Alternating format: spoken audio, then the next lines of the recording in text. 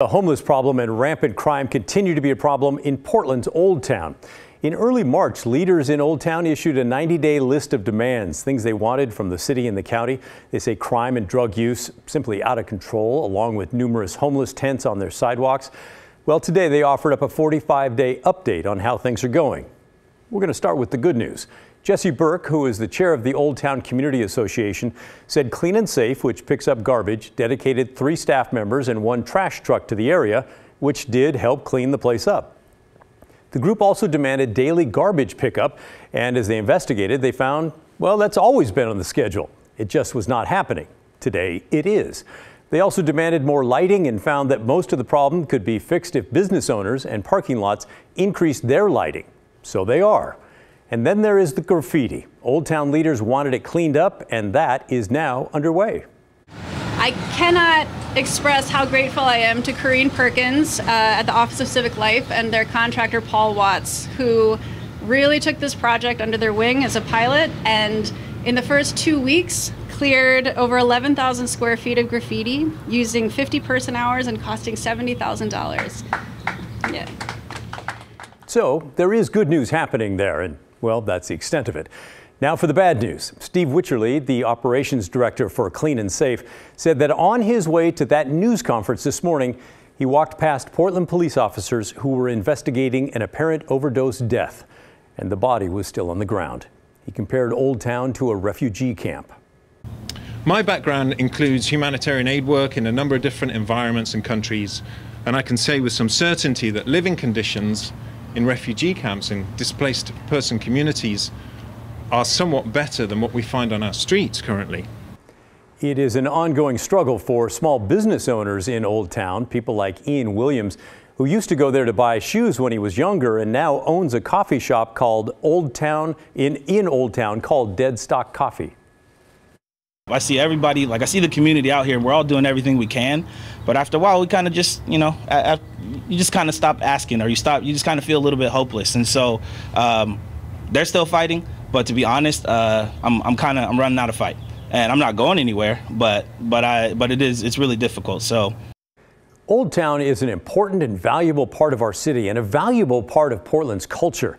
But it's definitely in trouble, and it's been that way for a while. 4 out of April's 9 homicides happened in the greater downtown area, including Old Town. Listen now as Jesse Burke talks about the murders as a woman with apparent mental health challenges nearby yells at her from the street.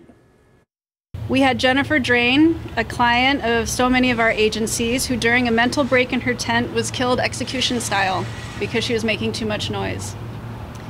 Students at University of Oregon sitting in their classroom, windows facing NATO under the Burnside Bridge, witnessed another murder of Fars Gebri-Hiwot at 11 o'clock in the morning during class, also killed execution style. And we had Gabrielle Lynn Dozier, who's a client in Old Town but lived in Southwest, who was also murdered. And those are just the homicides. Those aren't addressing the overdose deaths. Again, that's Jesse Burke, who owns a hotel called the Society Hotel in Old Town and is chair of the Old Town Community Association. She and many others are fed up with a lack of help from the city and the county. She set a new goal for the area today. The goal for Old Town is that we need no human living on the sidewalk. It is not safe, and I will not pretend that even a small decline in our tents is improving our safety here. It makes no difference, it seems, and I will not allow predators to threaten, intimidate, assault, or murder anyone else as if their lives don't matter. I'm asking with urgency that our leadership at the city and county acknowledge our crisis with more than thoughts and prayers and more than bureaucratic delays.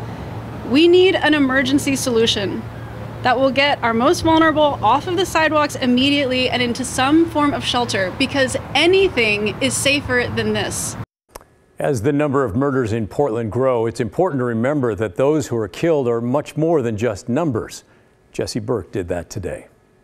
So I'd like to take just a few seconds to have a moment of silence for Danielle, Jennifer, Gabrielle, and Fars, because they were all citizens here too, with beating hearts and their own tragic story. and lost their lives because our city and county lacked the urgency to find an immediate solution. So I'd just like to give them a second.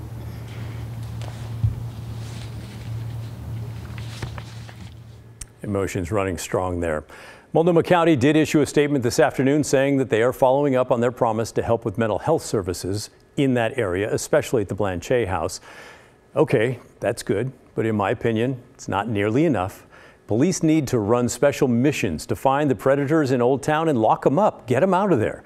If there are not enough Portland police to do it, the community should ask the Multnomah County Sheriff's Office to come in and help. They have a special investigations unit that are effective at taking guns and drugs off the streets and finding the bad guys.